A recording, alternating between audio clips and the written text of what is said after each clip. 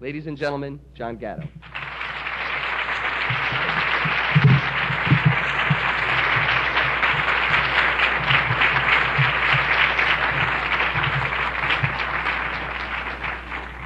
I want to congratulate all of you and the Holt people for 20 years of the most exciting populist revolution this country has ever seen. I think the Holt people are a blessing in you as well.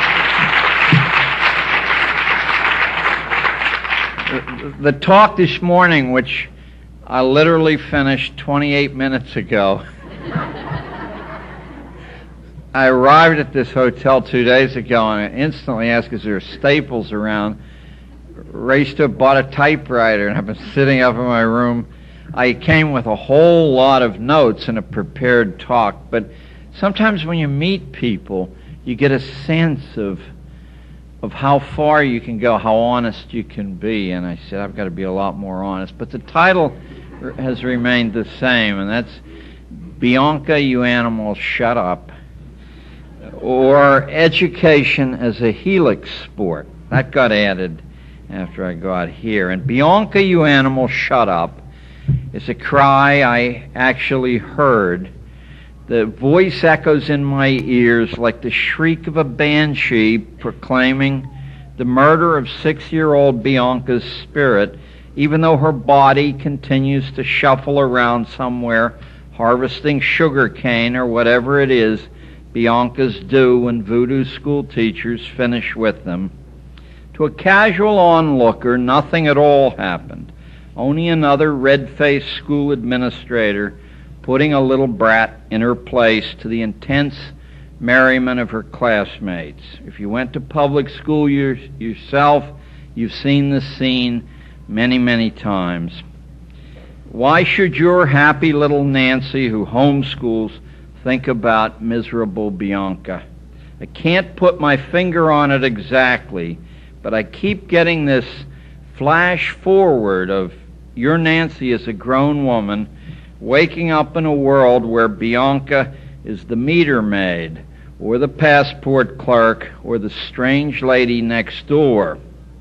I picture this animal Bianca grown large and mean, the same Bianca who didn't go to school for a month after her little friends took to whispering, Bianca is an animal, Bianca is an animal, while Bianca, only a moment ago a human being, sat in tears, struggling with a reading selection she was ordered to guess her way through in a perfect model of modern holistic methodology.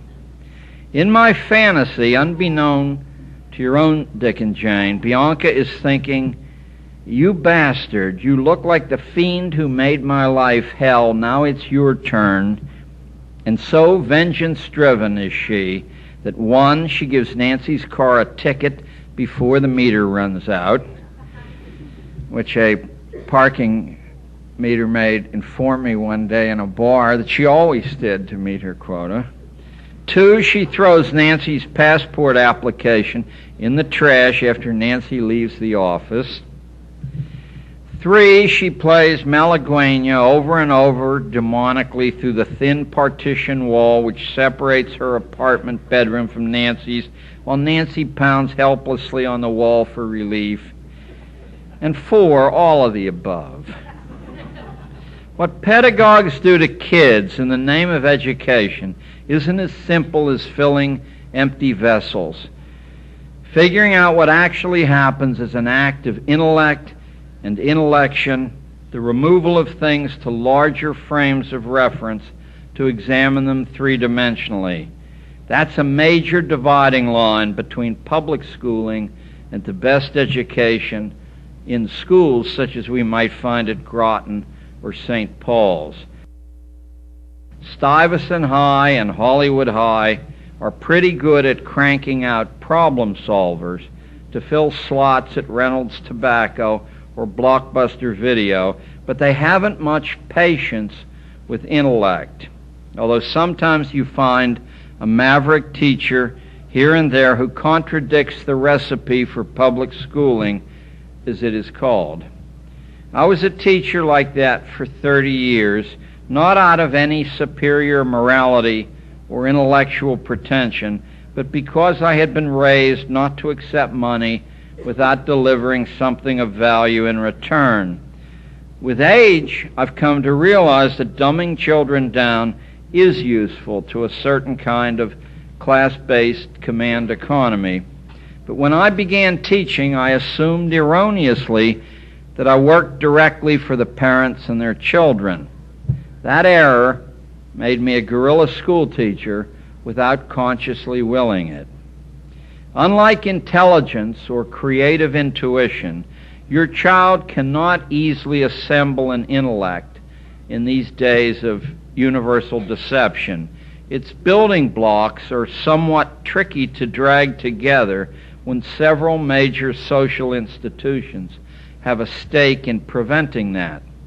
It seems essential to me that older people assist in the awakening of this dimension, nor is there opportunity in most cases to do it democratically or holistically. It will only happen by steeping children like tea bags in the world of great problems, great minds, invisible connections, and interconnections.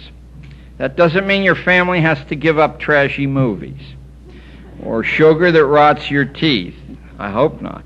Or women's wear daily. But it does mean that those things even need contexts against which to gauge their effects.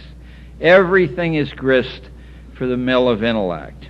To see what your kid will be up against in the 21st century and why he or she needs an intellect, I want to turn your attention from Bianca for a second and deposit you in multicultural Romania in the Orwellian year of 1984, where, if you listen carefully, you will hear loudspeakers crackling, "Romanians, you animals, shut up." By 1984, the political state of Romania was entering the lives of its citizens in minute therapeutic detail. The government dictated how many calories each person must consume daily according to their occupation, how much soap they must use to keep themselves clean, how powerful the light bulbs must be in every socket, what temperature was permissible inside dwellings at different hours of the day, and many more scientifically sensible proscriptions of what we call freedom. A national systematization program was underway. Villages by the hundreds were leveled all over Romania and their citizens transshipped into massive apartment blocks, similar to the bleak, ultra-high-rise concrete things one sees everywhere in Beijing and indeed everywhere in Asia. The Romanian government rehoused itself in gigantic fantasy buildings larger than the Pentagon on a scale to dwarf the individual, either the individual supplicant or the individual Romanian employee. The explanation for the suddenness of that country's transformation was that it was a dictatorship. But by 1984, the United States had turned down the same road Romania was on, and to the naked eye, it was not a dictatorship. Even though in the United States, changes were presumably uncoordinated and voluntary, regional differences in American continental society were vanishing rapidly. Speech, locomotion, dress, housing, nutrition, and schooling were virtually identical wherever you went, and from our versions of loudspeakers poured constant exhortations about diet, toothpaste, child-rearing, recycling, and what attitudes to hold dear. The two-party political system had come suspiciously to resemble a one-party system.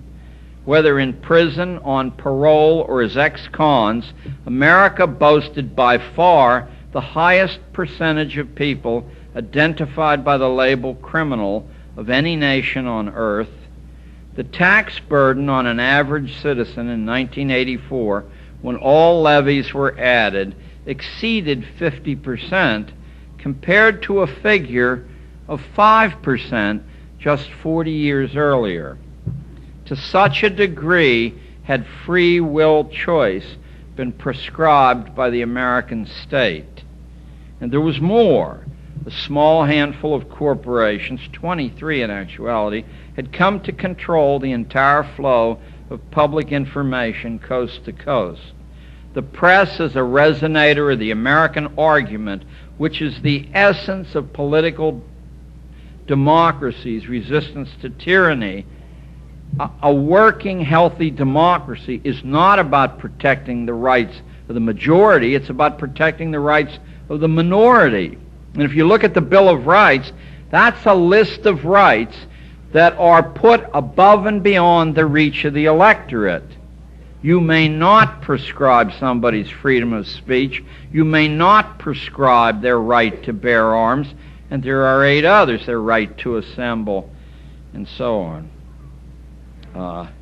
Whatever disputation was still tolerated in America in 1984, or in 1984 Boston, you can be sure that the nominal adversaries ate at the same clubs, vacationed at the same spas, read the same periodicals, intermarried, and were alumni of the same schools. With the public argument dying, and without intellect as a compass, there is no easy way for a young man or woman to navigate rationally in postmodern America, where nothing is exactly what it seems. Power in America has been displaced from its traditional locations into mystery, almost as if this were ancient Sparta, where serious decisions were similarly made in secret, even though there was a publicly elected legislature and executive. Formal schooling colludes in this amputation of mind. Even the best have been set up to function mostly like Realschulen in Germany, as adequate assembly lines for engineers, school teachers, doctors, or middle managers, but not very good at exposing the trick of policy making so that people can make policy for themselves. And as for the worst schools, it is hardly a secret these days that schools are not about teaching the road to comprehensive thought. Only a few catering to the prosperous, or even about fractional thinking, the kind specialists do. That explains an educational reality where schools are the workplaces for science teachers who have never conducted a single original scientific experiment in their lives, nor have any interest in doing so, of math teachers with only the shakiest grasp of the practical uses of number, of social studies teachers with no knowledge whatsoever of economics, or political science, or history, or anything save a smattering of light-duty psychological advice, and finally of English teachers who read very little themselves, write not at all, have no ability or interest in rhetoric, and could not prosecute an argument successfully if their lives depended upon it. In every school there are teachers, of course, who contradict this model, but I've just described the norm in government schooling, whether good government schooling or bad. The teacher certification monopoly has nothing whatsoever to do with the mastery of an intellectual discipline. Indeed, every year, many competent people are denied admission to the business or forced out of it because they know too much. Throughout history, intellectual thinking of the highest order, much of it preserved in books that are still available, allowed leaders of the highest order to see behind closed doors, to look into the future. Looking at the past, an intellect finds not boring stories, but a laboratory of human nature, sees useful experiments where sloppy minds find only dull words. An intellectual mind deduces from historical events plans and motives invisible to mere intelligence. It divines purpose at work. Intellect understands the indirect guidance of events through contingencies, understands how public opinion is deliberately shaped unawares, sees how social dialectics can be used to divide and conquer an opposition without a shot fired. If you read de Tocqueville, you will be unable to comprehend how he could foresee so accurately the America that you and I live in long before it happened, unless you have trained your intellect. By 1900, a colossal social management scheme was underway behind the scenes in America. That's why we got effective forced schooling when we did. Really, you can only date this business back to about 1905, although you can find stirrings and local experiments up to a century before. But in 1905, the police were called in to enforce the new compulsion laws. This industry had studied social control at the feet of Plato and Hobbes, Rousseau and Comte, but it learned best the lesson taught by the Prussian genius George Hegel, that the mechanism of historical change was actually accessible to human manipulation. Men who understood could control and steer history. But to do this with efficiency, effective randomness, excessive randomness, what you and I might call conscience, would have to be squeezed out of the system. If you presume to be the conscience of everyone, competition cannot be allowed. Just as the prime meaning of school is embedded in the word itself, just so the word system should always signal to you a place where free will is unwelcome and indeed disbelieved as a possibility. The device to do Hegel's bidding would be a mass forced schooling system.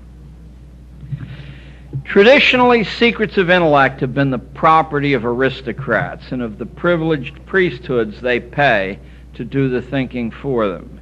There has never existed a time or place when unauthorized intellection was taken kindly, although classical Greece, Elizabethan England, and late colonial and early federal America sometimes come close to being exceptions. Peasants have been taught by their betters to harass intellect and to report it to proper authorities. I had a marvelous instance of this self-policing against the growth of intellect dropped in my lap a month ago by Pat Ferenga, the head of the John Holt organization, who's a dear friend, in the form of a Syracuse PhD thesis. Where are you, Pat? Is Pat in the room? Pat loaned me a thesis called Prosperous Illiterates, and I read it carefully, and the point of the essay was that literacy has been vastly overrated as an avenue to competence and advancement in the workplace. And I'm inclined to agree with that proposition precisely, that literacy has been overrated as an asset in the workplace, not that literacy has been overrated. But hidden inside the thesis that Pat loaned me was a buried plan for social action aimed at the employing class. Our author, in attempting to convince employers of a rationale to prefer illiterates, said this: employees who read too well leave the job more quickly, request wage increases at the drop of a hat, score low on job satisfaction, engage in union activities, and make private use of company property. Illiterates, on the other hand, show more company loyalty, job satisfaction, strong work ethics, and high moral standards, which mean that you don't take the stamps home from work. Am I imagining things, or is this a good, sound case for dumbed-down schooling from a managerial perspective? Do you really think that history had to await a PhD thesis at Syracuse to make this discovery? It's only when the point of view is shifted away from the needs of industrial and social managers to the needs of individual spirits for dignity and growth that a new calculus emerges in which literacy is a blessing. But you need an intellect to make that argument.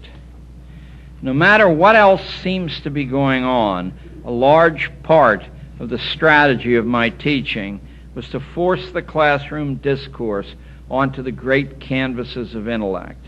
Whether the project in question was planning how two girls might break through the tight security at New Yorker magazine in order to interview legendary editor William Shawn, who never gave interviews until Caitlin and her friend Mary got one, or scheming how to beard the mayor of New York, that was Ed Koch, in his den without an appointment, or simply trying to deduce how our fellow student Caitlin had figured out that by tossing her long blonde hair out of her eyes several hundred times an hour, she could command every ounce of male attention in the room, including mine. But I saw to it that all these matters, whatever, were framed intellectually. What degree of intensity did I employ with 13-year-old kids? Exactly the same degree I'm inflicting on you. I speak to everyone on earth exactly the same way, and certainly young children often burst into tears. Whether kids were rich or poor, bright or dumb, I spoke to them exactly as I am speaking to you.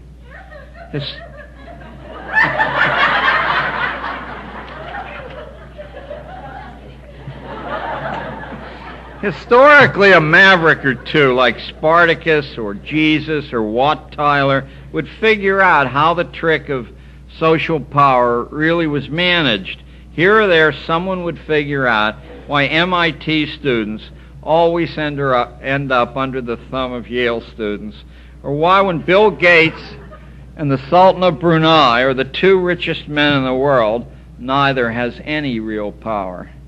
But by the early 20th century, a gigantic system was fast coming together to seal off the control modules of the society from popular access, as they were sealed off in other lands by tradition or strong social class barriers.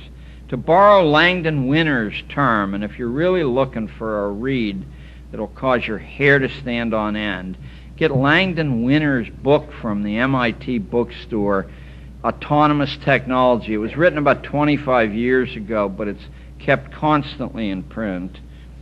To borrow Langdon Winner's term, the direction of human affairs was becoming a piece of autonomous social technology, by which Winner means that it appears to be under the direction of certain men and women, but if those people deviate from the system's requirements, out they go. The system has built-in protections, and someone else who will appear to be directing the machine is put into place.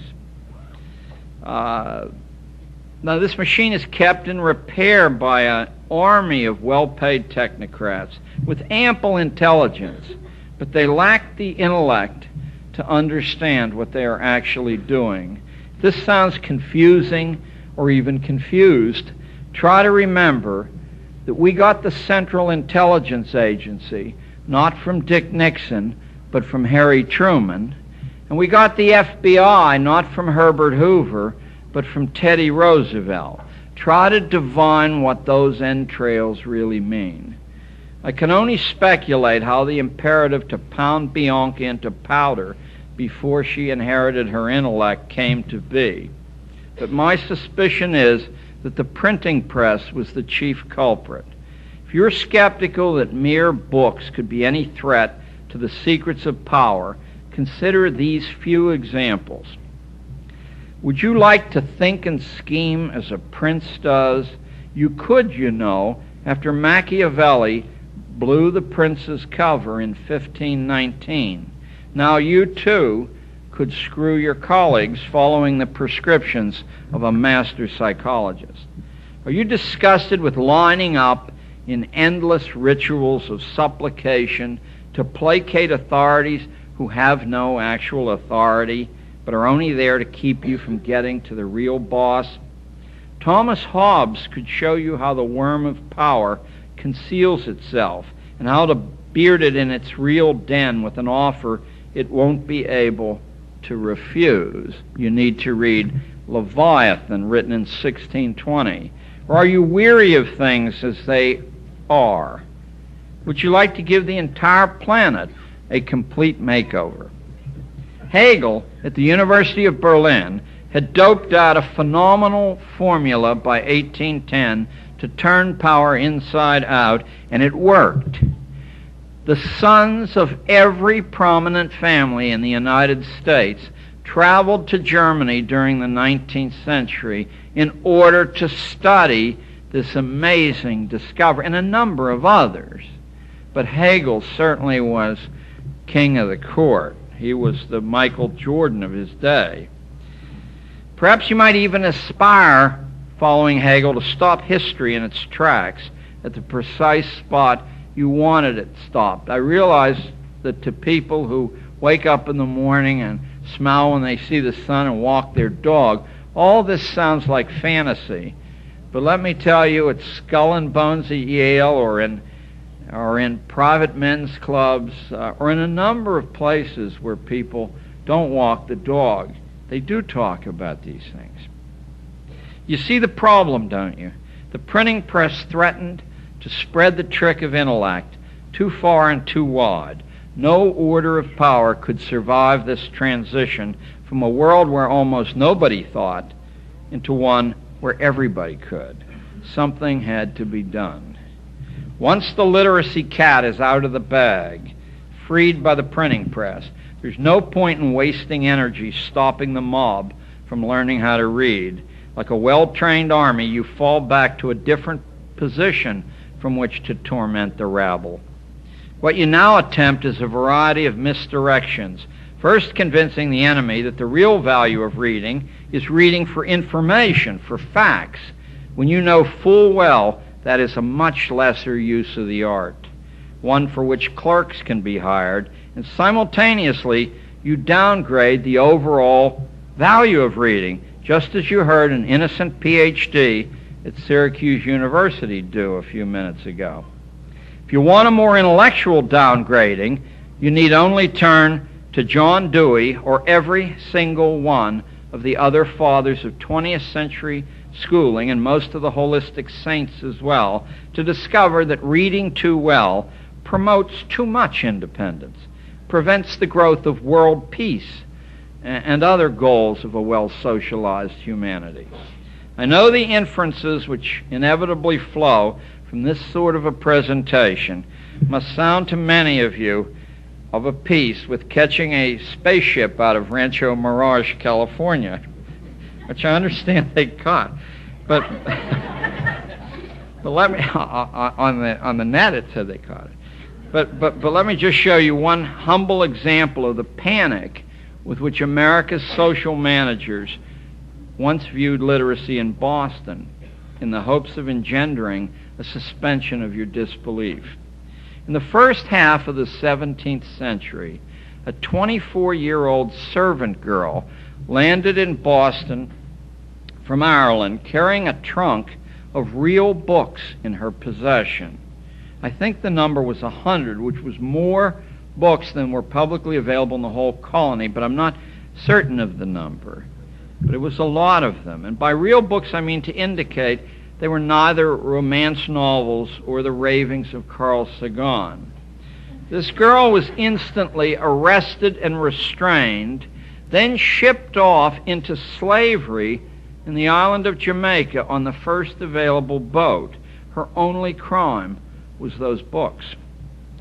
Closer to today, there is the case of an overage Peruvian immigrant in Southern California, who in the 1970s discovered that Mexican slum children and the riffraff from black ghettos in Los Angeles, get this, had an unquenchable instinct for solving advanced calculus problems. I kid you not, inside of 4 years, using a teaching method discredited by the math establishment then and today, which had been written by a man who flunked calculus 3 times himself in college, This immigrants' classes of underclasses were passing the California Advanced Calculus Placement exams at the highest rate of any school in California and the third best single school record in the United States, public or private. Except for the intense press coverage this success focused on Jaime Escalante, I suspect he would still be teaching at Garfield High today. Jillian Strayhorn needs an older Strayhorn. So I think Escalante would still be at work at Garfield High today, except for the press coverage he got.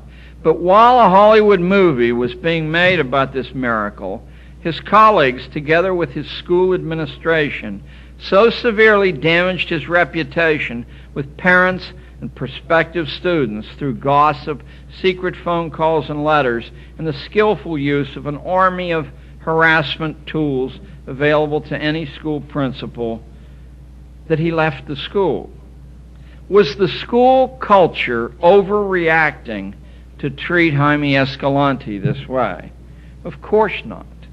They understood on some level that the social order they represented in their humble jobs could not survive the advent of too many calculus wizards named Pablo and Darnell. To give them their due, the folks who ruined Escalante, that is, you need to think. Before mindlessly shouting racists or muttering about human envy, you need to credit them with their true function as white corpuscles defending the system which nourishes them, defending it against the deadly virus of intellect. If you would effectively support our Escalantes, you need an understanding that transcends the demonization of our opponents in order to establish clearly what the real combat is. Only then, I think, can we make the most of our strength and the adversary's weakness. We must stop fencing with shadows, but this can only be done by people familiar with the difference between intelligence and intellect, a discrimination we have all been discouraged from acquiring by the structure of public schooling.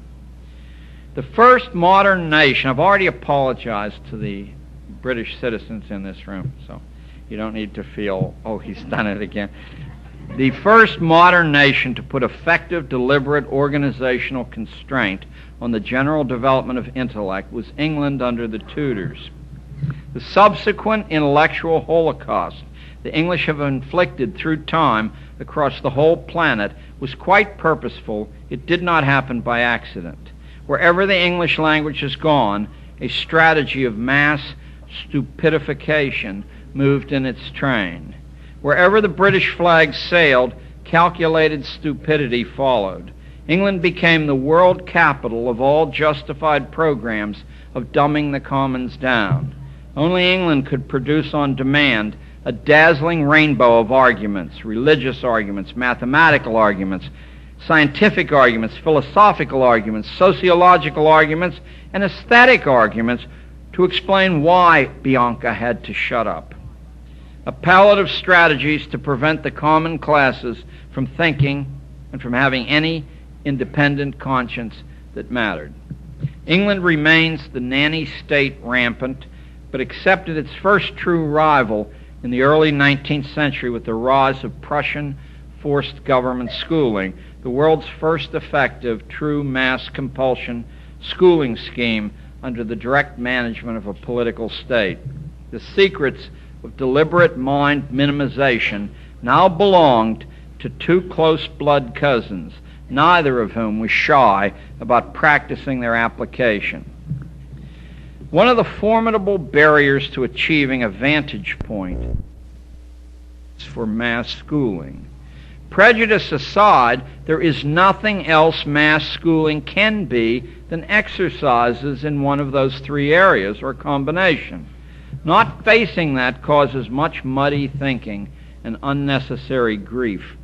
All theories of education extant, there is not a single exception, are theories of politics, philosophy, or religion, though all masquerade, albeit with increasing feebleness, like the cockroach disguised as a farmer in Men in Black, as a science of pedagogy.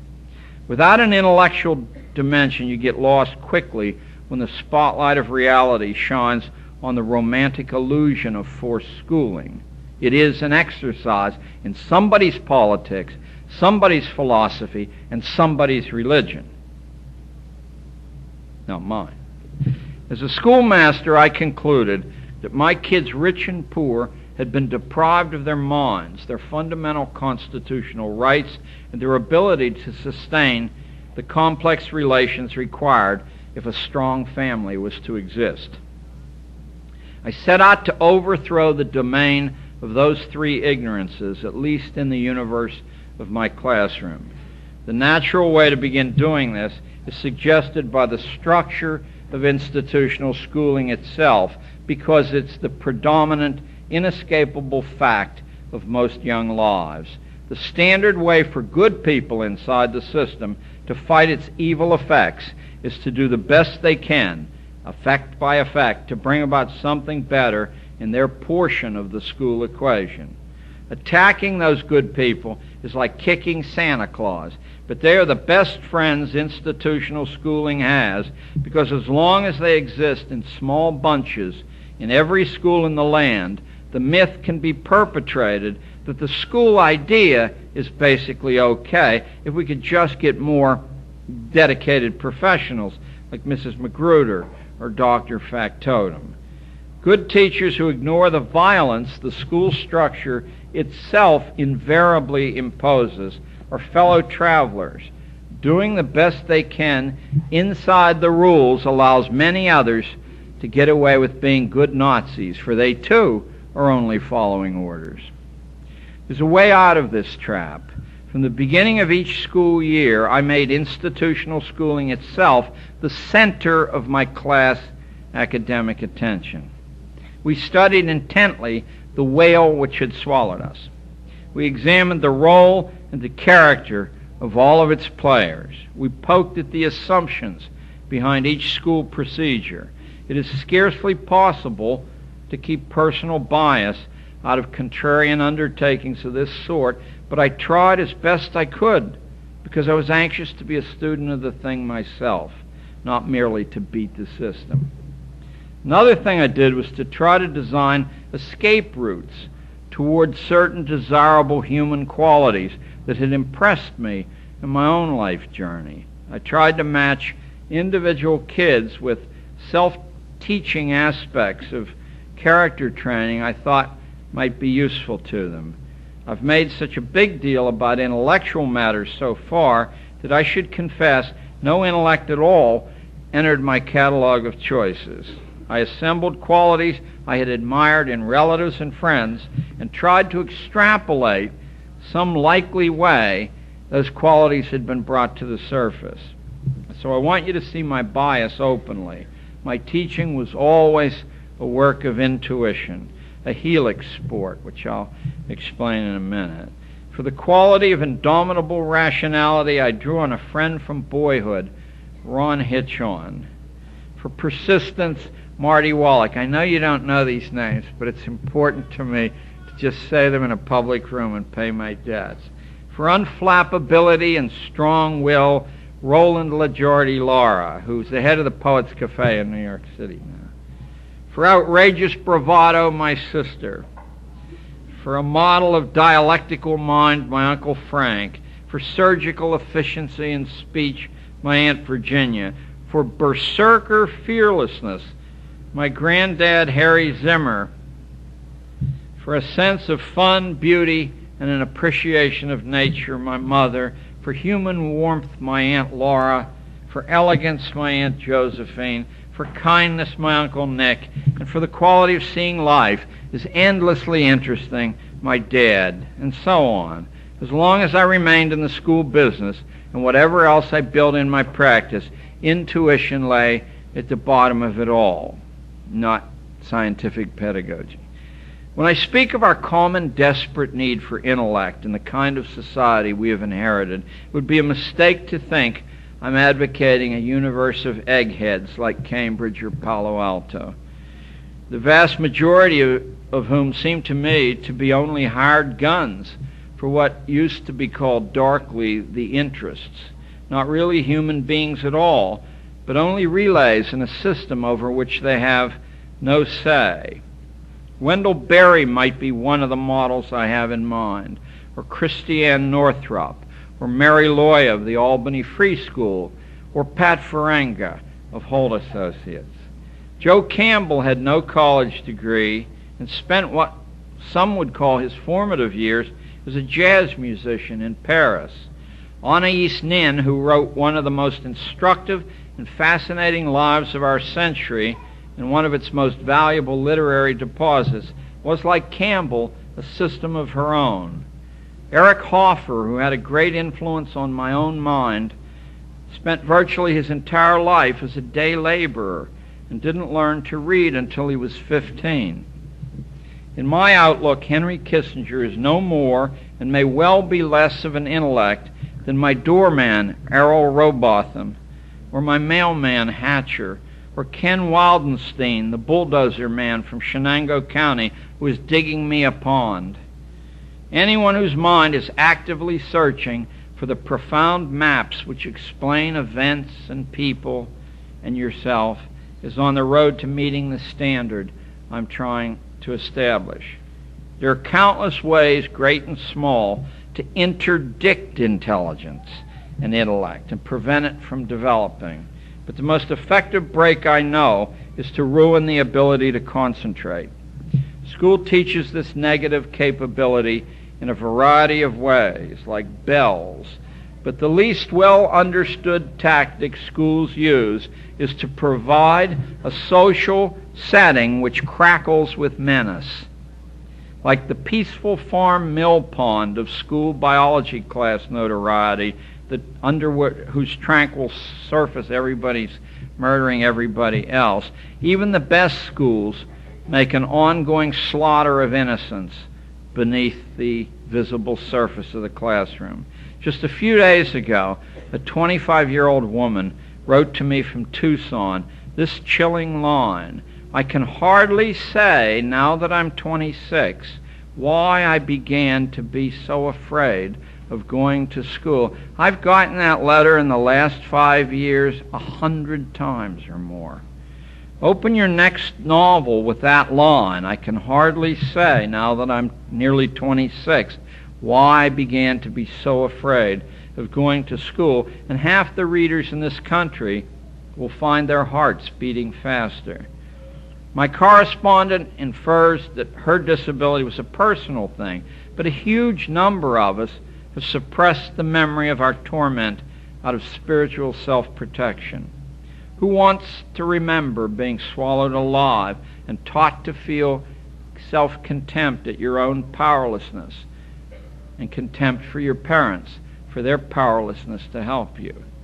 The terror of schools' inherent socialization procedures is a matter we will all be compelled to address one day, but as yet it remains terra incognita in the literature. The sabotage of the ability to read challenging texts is the strongest single attack on the development of concentration that school launches. An overwhelming mass of evidence exists from the period of American history prior to forced schooling that strong reading ability is a universal potential and one easily acquired.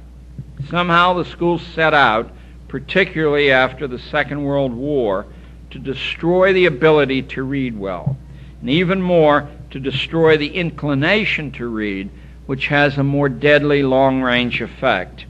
Only 1 in 11 of us, I was told at the Colorado Librarians Convention, reads more than a single book a year after graduation. In my own long classroom experience, even a majority of children who score highly on official reading scales can hardly read at all. I was asked to tell you what I did with my classes, but give me a break. If I told you, that'd throw me in jail. A lot of it was highly illegal, and I'm not sure the statute of limitations just run out. But I'll tell you some things. But I'll tell you some things. First, about the perspective on school children I brought to bear. My kids, as they came to me, had been rigorously classified. I set out to declassify them. But in order for that to take, I found that they needed to comprehend the history, dynamics, and significance of classification itself. My kids had spent half their days in school confinement, missing the vital experience and risk-taking they need to make sense of things. I was determined to unconfine them by hook or by crook, and I didn't care which. My kids had been deliberately and systematically alienated from their families and their private cultures in ways virtually no one teaching school has bothered to understand. I worked to destroy that alienation by attacking its generating ideas dialectically. I gambled that the way to ruin the school machine was to teach dialectics, the challenging of all assumptions.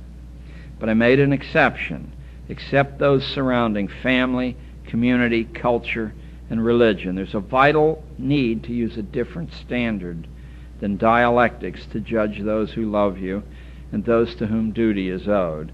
I mean, don't pull the dialectic on your mother or your God, or you'll end up with neither. Some more. My kids have been deliberately addicted to the rote memorization of nonsense and deprived of the analytical tools to determine what nonsense it was. Now, there's absolutely, in my opinion, nothing wrong and much right with storing the mind with data and with models to synthesize new reality from and to test yourself against. But the addiction had to be stopped and reversed with heavy doses of primary data and heavy-duty comparisons of the real differences often produced by primary data that challenge the conventional wisdom. I'm going to give you one case in point of that. While the New York Times was announcing, this would be several years ago, about 6 years ago, that incumbent Mayor Ed Koch was 17% ahead of opponent Dinkins, my teams of 13-year-olds fanning out illegally all over the city took a sample 3 times as large as the one the New York Times used, and employing the identical mathematical sampling techniques, hardly very formidable to learn when they're actually examined, concluded that Dinkins, not Koch, had a narrow lead. When the new Mayor Dinkins assumed office, we smiled, but I presume many New York Times readers looked at each other with a wild surmise, silent on a peak in Darien, Connecticut. That was an allusion to John Keats, who I learned in 7th grade on first looking into Chapman's Homer.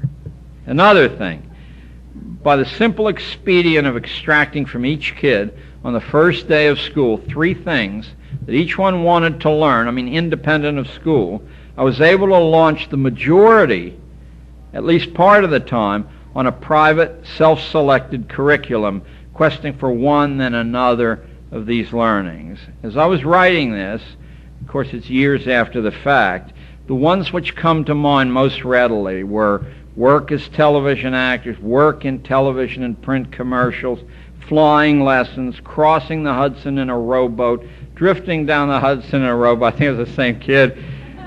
He had a rowboat. To Manhattan is useless. Drifting down the Hudson in a rowboat on the outgoing tide, building a gun. That was Brian Dentz who built the gun. Dressmaking, bicycling from New York to Cape Cod, walking around the perimeter of Manhattan. Isn't that a fascinating idea, that you would follow the perimeter of the island, which doesn't really allow, like the Charles, it doesn't allow you to do that. You sort of have to force your way around. Lecturing to college classes, apprenticing with the governor, a man named Cuomo, becoming a movie reviewer, studying law. Many more would occur if you loosened my tongue with beer. Astonishing results came from letting kids pick their own goals, no matter how absurd or unreasonable those goals sounded. Just as long as you make it clear that you will hold their noses to the grindstone until they give their chosen work a thorough shot. Under no circumstances can it be like changing TV channels. Decisions have consequences. But there are few problems from the kids. Most that arise following this path come from school politics. Emmanuel Perisser of the community school in Camden, Maine, told in his school's annual report last year of paddling a kayak into Penobscot Bay toward a distant island. When he got there and landed on its tiny sand beach, he was worn out. But suddenly, he says, he was overwhelmed by the beauty of wild roses, sparkling sand, rippling waves, and other sights of the remote scene. How strange to feel this way, he thought. I've seen these things many times before. What's the big deal today? Perisser began to think about what makes things beautiful and what makes them interesting, even if they're commonplace. And it seemed to him that working to achieve the island had refreshed his vision. If a cruise ship had dropped him there for a few hours, he might not have appreciated it at all. He realized how important it was that he had gotten there under his own power, with his own paddle in his own boat. This insight, I think, is the secret that separates those long-married people who look upon their marriages as precious treasures from those who see the bond as a jail sentence. In the former cases, both partners have worked at it. Perisser concluded his essay in the community school annual report saying, quote, I think a lot about education. My own was like being on a big cruise ship. I didn't know where I was going. I didn't know how we were getting there, but I knew I had to keep the officers above me and those at home happy. I never had to help the boat run, and when we finally arrived, it meant so little to me that I never went to any of my own graduations. I think we all value most the learning which we have come to under our own power, the destinations we choose and paddle to. It can't be that simple, can it? That human value has to be generated from inside? If so, we're in trouble because we've built an economy which cannot afford to allow us to think that way. Consider this: 55% of all local government employees are employed in the school game. 45% of all state employees are employed in the school game. Over 60% of your property taxes go to pay for schools. By the way, I cribbed those figures out of a book that was just published over in Amherst, Stephen Aaron, A Short Road to Chaos. Aaron's the guy who wrote Compelling Beliefs, so I really would recommend this book very strongly. If schooling is found irrelevant, an economic catastrophe will occur. The stock market will crash. Bald men will jump out of tall buildings. It can't be that simple. Somewhere between, get ready for this, 7 and 9 million people make their living directly or indirectly or invisibly out of the mass confinement of children in forced schooling. Bianca should count herself lucky. Lucky that she didn't go to school in Germany or Japan, the two best-schooled nations in human history, both of which are previews of the coming attraction in America unless we roll up our sleeves and take goals 2,000 apart, pour a gallon of gasoline under the door of school-to-work legislation and set it alight, and begin in general, this will ruffle some feathers, to take a much more aggressive stance toward the political revolution that has placed the minds of our children in the hands of the corporate state. I do not think that discretion, Robert's rules, or genteel discussions are in order at this particular juncture, unless you want to be the last generation of Americans who retains the right to bring your kids up at home. What a dirty trick to play on your grandchildren. In the current issue of Education Week, the last one before their summer break. So if you get the latest one at your library, you'll get the one I'm referring to. John Goodlad, who has been one of the grand figureheads of holistic schooling for the last 30 years, says that the state has a compelling interest in regulating the goals of homeschooled children. There is the sure sign that you've been doing your work right and have hurt the school monster. He says that ordinary people have been shooting off their yaps in areas where only experts should be heard. The Trilateral Commission calls that an excess of democracy. So you've been warned, as if you should need a warning. The state reached out to swat Bianca, and you should not be so starry-eyed at your own success to think it will not come for you unless you reach for your symbolic squirrel rifles first. But the state will fail, we both know that, if you keep your courage and your wits sharp. You need to recognize that the forces at work today to standardize and centralize education and all other aspects of your life are exactly the same ones we fought a revolution against more than 200 years ago. The same dreary people, the ones who think we are permanent children or just machinery to be adjusted, are still in charge. Their argument is seductive and irrefutable. I'm not being sarcastic. They say that an expert exists for everything, one who knows more than you and can make every choice better than you. Who can deny that isn't true? And yet it is a feeble, stupid truth, the truth of a limited mind which itself hates to think, which is angry and terrified that common Americans may rise up to disturb the social order as they once did under Washington and Jackson. In the human ledger, the whole is far greater than the sum of its parts. It is not compounded out of thousands of individual most right decisions, but indeed it can only exist at all when it is built from inside. When you are allowed to make your own mistakes, when you are not seen as a human resource, don't ever use that foul expression, for someone else to spend, but as a sovereign human being, governments can only oppress at their peril. The idea that the standardizers and centralizers are doing the Lord's work is an ancient one, not amenable to discussion. At the moment, parents and communities are being presented with a time-honored strategy we should call, quote, the fraudulent compromise, in which you are told you will get almost everything you want in exchange for a few concessions. You need only remember how the 1% tax on the rich of 1914 became the 3% tax on all of 1947 and the give me half of everything you have of 1997 to see just how this con is run. The idea is to limit your choices, and if circumstances prevent taking a mile for the moment, then an inch will do. Another strategy as old as Rome is to declare a policy voluntary, but to dangle rich rewards as bribes for those who volunteer quickly, directing ostracism and public scorn against those who do not. 5.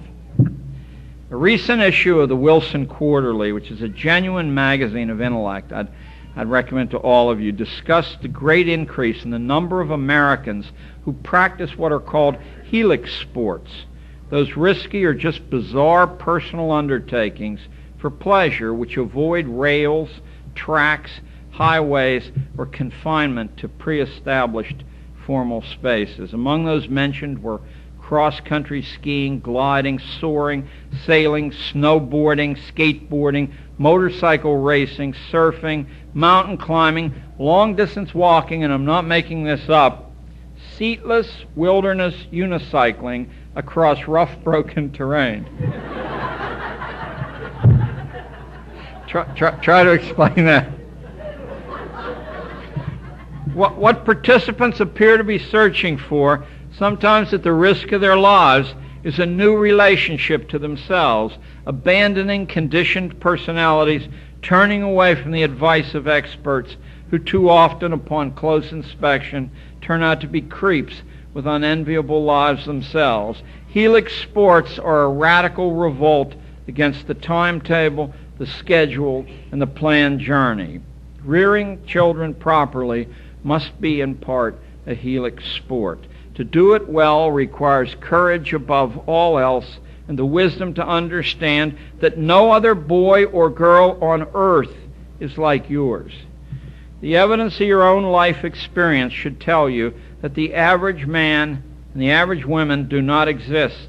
Social science and the various stage theories of child rearing are based on statistical abstractions which are inevitably false when it comes to any particular real child. But like sirens, they continue to tempt you into shoehorning your offspring into the bed of Procrustes. That is what is terrible about excessive formal schooling. It must reenact the drama of that Greek madman. It must make Bianca fit for her own good, even if it kills her. It will come as news only to the young who know no better that we live in a society which has become radically institutionalized. Through the offices of forced schooling, young people are snatched from the arms of their parents and trained to endure this bureaucratic reality. Only radically alienated people will fit into this machinery without breaking it. This is what schools are for, although none of us, and few school teachers, really want it this way. It's what they do to pay the rent. So what to do? So there are many things, but the problem-solving mind and the intellect are not enough to prevail in the political fight. Many young parents will face just ahead with Dr. Goodlad's troops, with Goals 2000, and with schools to work legislation, and with an implacable, abstract idea run amok to make your Bianca shut up and sit down. I'm going to give you some advice that will not sit well with many of you, but promise me you'll think about it anyway. You need to bloody this thing until it realizes you're not a pushover. You have to say no to it loud and often, or quietly like Herman Melville's Bartleby the Scrivener, who just said, "I would prefer not to," over and over. You need to announce your readiness to hit hard at the real men and women who hide behind this abstraction. You will never bring down the idea itself because it is eternal, but with a warrior spirit, whatever that means to you, and an utter disrespect for the polite forms of contending which only have value against principled opposition, not systems, you can let it be known you will not scruple to make it hot for any bastard who encroaches on your rights as you define those rights. Hold people personally responsible. That's what Nuremberg did. Do not let officials hide behind their duty or the law. Force them to accept personal responsibility for their decisions. It is much easier to do this than you think. Probably the best way to get along in the short run is to be discreet and bow your head, to compromise, not to make waves. But anyone who gives you this advice has not learned the lesson of Munich, the lesson of the income tax, the lesson of the original 4 months a year government schooling. By appeasement, you proclaim your victim status. Tactically, you may escape in the short run by displaying the white feather, but in the long run, you will be stripped, strapped, and straddled. And that isn't John Gatto talking. It's the accumulated wisdom of the Americans who once understood that liberty is the American dream, not money. I want to quote one of those Americans who most of you will never have heard of, but who was one of the most powerful citizens of the 20th century. He deliberately worked behind the scenes. A man whose life impacted on every life on the planet and still does. The man I refer to is Edward Mandell House of Texas. How many of you ever heard of Edward House? Good. That's the way he would have wanted it.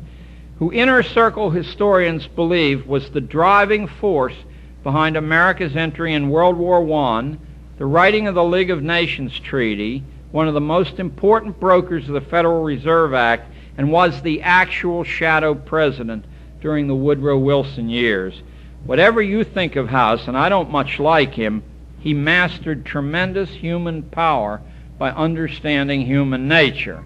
And when I was cleaning out my barn just before I came over here, I found his memoirs. I mean, it's absolutely a treasure. There are only 500 copies printed, and how one got in my barn, I have no idea. In his memoirs, House dismisses his own school days. 3 minutes, Pat. 2.5. By saying he had no interest in my desk tasks because I read much and was learning in a larger and more interesting school. House acknowledges he was a poor student at the bottom of his class. At a school in Virginia where he was sent in 1914 at the death of his mother, he witnessed a kind of hazing that made a lifelong impression on him. Listen to this. Last page, Pat. This is House speaking about the hazing he saw in a Virginia school at the age of 14.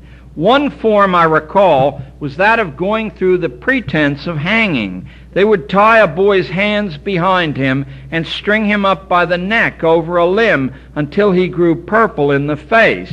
Now, House had no mother. His father was far away in Texas, and the school was indifferent to his private fears, as in my long experience it always is. Yet as House wrote in his memoirs, what was done to those who permitted it is almost beyond belief. But he had pride, and he had courage, and he said to himself, I made up my mind at the second attempt to haze me that I would not permit it. I knew there were no limits to the lengths they would go in hazing those who would allow it. It's so vital. Underline that. So I acquired a pistol and a large knife, and with these I held the larger, rougher boys at bay. And the result, they never bothered House again because they knew he had teeth with which to bite back. Don't tread on me, he signaled. I will not permit it. When kids came crying to me because their money had been strong-armed out of them on the playground and asked me to help, I always replied that if they insisted, I would hunt the thieves down and get the money back. Then they will wait for you after school and beat you up for ratting on them, I continued. But let's go if that's what you want. On the other hand, if you choose, you can protect yourself permanently by fighting back as hard as you know how, by going berserk and smashing, striking, biting without regard to your own safety. And when they knock you down, get back up and strike again. No matter how many times they knock you down, get back up and fight. They may win that one time, but I guarantee you, the next time they want $1, they'll pick on someone who's an easier mark. And you will have learned something priceless, that the hurt from getting beaten only lasts a little while, but the hurt from quitting without a fight never goes away. Remember, what is done to those who permit it is almost beyond belief. So don't permit it. Tell the animals who run our schooling, shut up, I will not listen. Thank you.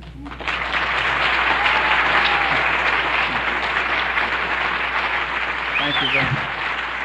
Thank you very much.